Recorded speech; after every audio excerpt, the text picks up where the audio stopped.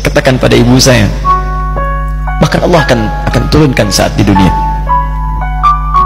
Ayah saya meninggal saat saya masuk pesantren, dan baiknya saya rasakan luar biasa. Beliau mengajar di musalla kecil dulu, sekarang jadi masjid. Itu saya selalu dibawa. Beliau mengajar, saya tidur. Sekarang gantian, saya mengajar, beliau tidur. Dan kadang di pangku, gendong sampai pulang. Saya pernah sengaja pura-pura tidur untuk ingin tahu apa yang dikerjakan ayah saya di jalan. Jaga betul supaya nggak bangun.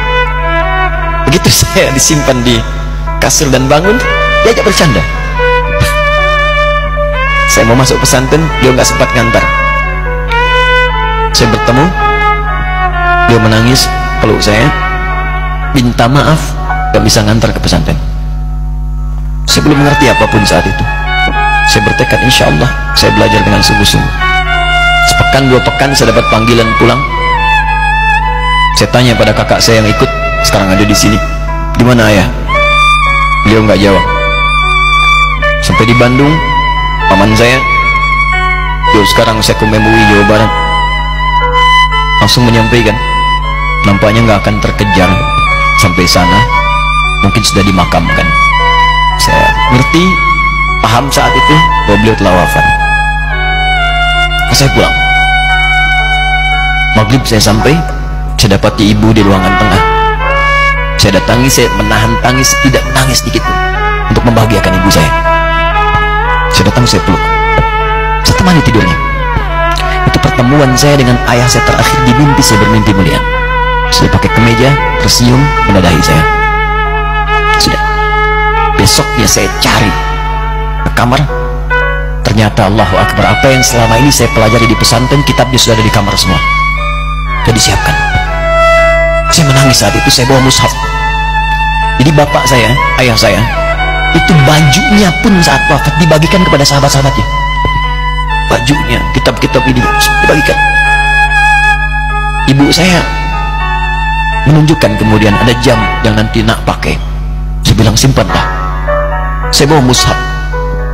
Dengan mushaf itu saya duduk di ruangan tengah, saya menghadap ke kiblat dan saya mohon kepada Allah, ya Allah, saya tak punya kemampuan lagi membahagiakan ayah saya saat hidup di dunia, tapi mohon jadikan setiap huruf dalam Al-Quran ini, ya Allah, pahalanya mengalir untuk ayah saya.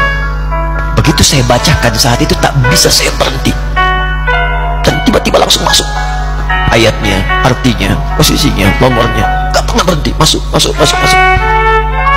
Saya bertekad ingin berbuat baik. Puncaknya saya sekolah. Ibu, ya Allah, saya ingin berbakti pada ibunda saya. Anda tahu apa yang terjadi?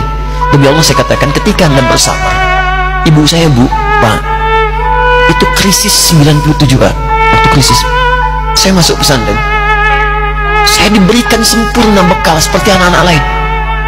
Rupanya ibu saya sudah tanya kepada santi-santi, orang tuanya, berapa bekal Anda kasihkan? Dikasih yang paling tinggi itu dikasihkan pada kami tiap bulan. Saya terima. 1 kali libur saya pulang dari jauh, ibu saya tersenyum melihat sedang timur pakaian lihat saya. Begitu saya tiba, kaget saya.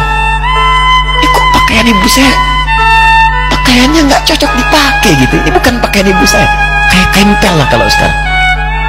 Saya masuk ke rumah, saya kejar, saya buka pakaiannya, lemarinya, saya nggak temukan sedikit pun. Saya kejar kakak saya, dia sudah siapkan makan. Kak perempuan kami yang kedua, mana pakaian ibu saya? Perhatikan jawabannya. Dia menangis saat itu. Dia bilang, mama itu telah menjual semua perhiasan dan pakaiannya untuk pendidikan kamu. Jual. Untuk kita katanya. Jual. Dan bertahan dengan 150.000 per bulan saat krisis.